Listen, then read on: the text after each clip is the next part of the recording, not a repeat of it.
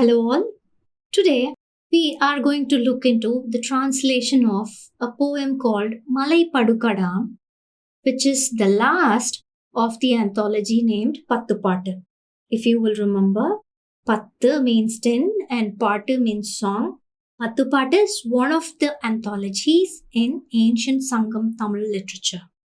And Malaipadukadaam is a poem with 583 lines written by Iranniyamuttattu Perungundur Perumkaushikanar. Now, the details of the poet are not much known since we have no records of the same. But from his name, we can understand that he belonged to a region named Iranniyamuttam and a smaller region in it called Perungundur. And with certain details available in the text itself, experts have placed the text to 210 of the classical era. Now, the word Malaipadukadaam can be split into two, Malai and Padukadam. Malai means mountain and Padukadam can either be interpreted as the sound that falls or the sound that spreads. So, we are going to deal with some sort of sound which can be heard on the mountains. Now, the poem is full of similes, metaphors, comparisons, onomatopic words, and it gives a very detailed description of the hilly region named Naviram. The Naviram Hills is actually placed in a place called Chengama, which is the modern Chengam district in Tiruvannamalai of southern India. And the poem talks about the people on Naviram Hills, their practices, their environment, the lifestyle, and especially the king who ruled the entire kingdom, King Nannan II. The poem is in the form of a dramatic monologue, where dramatic monologue means one person narrates the entire poem, and we have one or more passive listeners who do not utter a single word throughout the poem. The poem runs to around 583 lines and is split into small parts which give us various observations made by the poet himself. With that, we are going to start our journey with the introduction of somebody who is going to be introduced by the poet himself. கூத்தர் பலவகை இசைக்கருவிகளை பையிலிட்டு எடுத்து செல்லுதல்.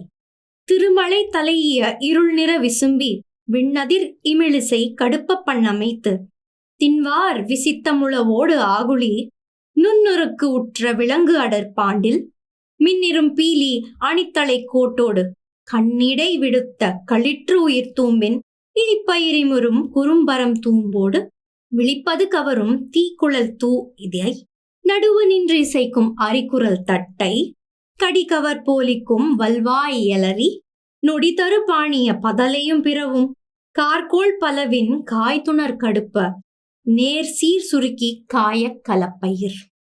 Bags of instruments packed.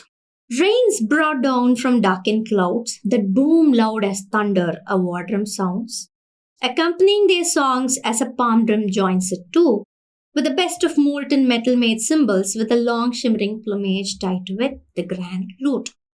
Much like a trumpeting trunk of an elephant, the long cornet, the exotic-sounding finer oxen horn, the sweet flute that sings with the singer, perfect low-noted croaky slapsticks, the double-headed drum with its sharp, strong beats, beautiful-sounding twin drums, more bags finely balanced over artist shoulders like ripened jackfruits clustered on a tree. Here, the poet observes a group of musicians who are on their way to meet King Nannan. Our poet has already met the king. He is loaded with a lot of gifts and he happens to meet the musical troupe headed by a chief. To the poet, the troupe looks like a clustered jackfruit trees. Why? Because they are carrying so many bags full of musical instruments. What are the instruments that they have? Well, they have the mulavu, which is the war drum. They have an aguli, which is somewhat similar to a damru, but slightly elongated palm drum. They have pandal, which are big brass cymbals.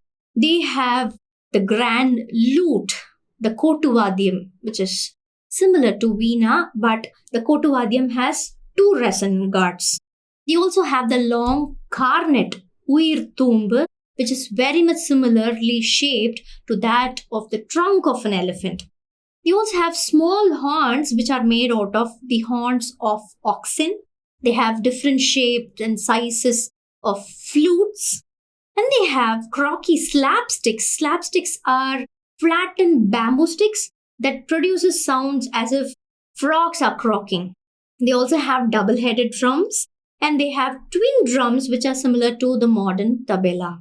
All these are carried by them over their shoulders, and so they resemble slender jackfruit trees which are overloaded with big, huge jackfruits. அவர்கள் கடந்து வந்த மலை வழி. கடுகளித்து எழுந்த கண்ணகல் சிலம்பின் படுத்து வைத்தன்ன பாறை மருங்கின் எடுத்து நிறுத்தன்ன விட்டரும் சிறுநெறி தொடுத்த வாளியர் துணைப்புணர் காணவர் இடுக்கன் செய்யாது இயங்குனர் இயக்கும் அடுக்கல் மீமிசை அறுப்பும் பேணாது இடிசுரம் நிவப்பின் இயவு கொண்டு ஒழுகி. The planned mountain trail. They strut sand squams and mines along a preset abyss laid with boulders, so narrow, so like a set full of nut trees, where married forest clan wait with arrows, no trouble caused for the only guide, through the mountains with no threats, down those broken stony paths. So we are introduced to the first trail that they are going to take uphill. The poet says that the path that they are going to take forward will be bordered with beautifully laid boulders. It will look as if it's a set. It's presets, already set. And there will be a lot of nut trees. And he also says, if one notices very closely, amidst the trees, they can see the tribesmen waiting with loaded arrows. But he assures the musical troupe that they need not worry at all. They can simply move forward because the tribesmen will not cause them any harm. They are simply there to guide and protect them. பேரியாளின் இயல்பு.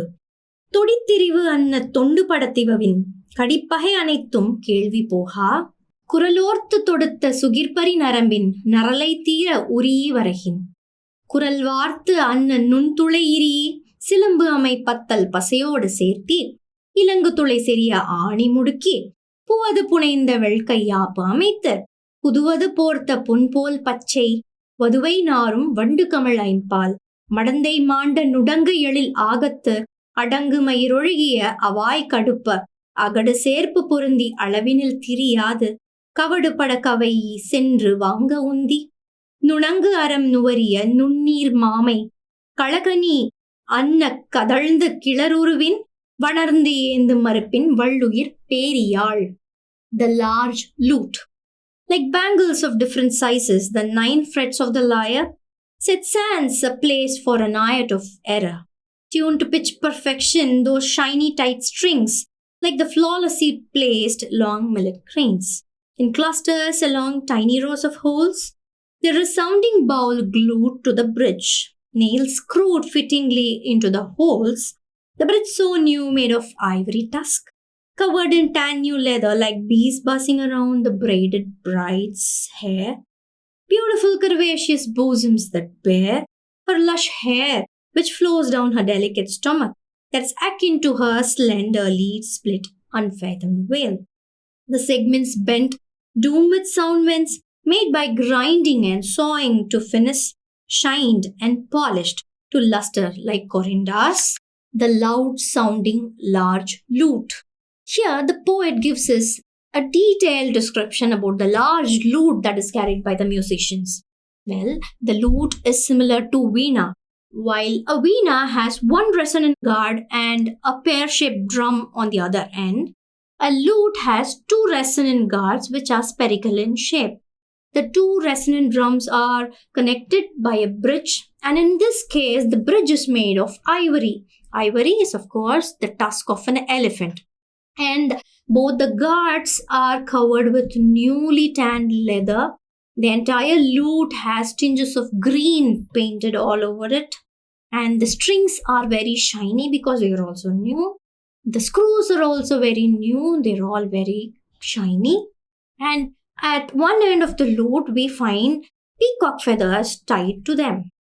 And the poet says that lute produces the most beautiful, loud, deep, and resonating sound of all the instruments.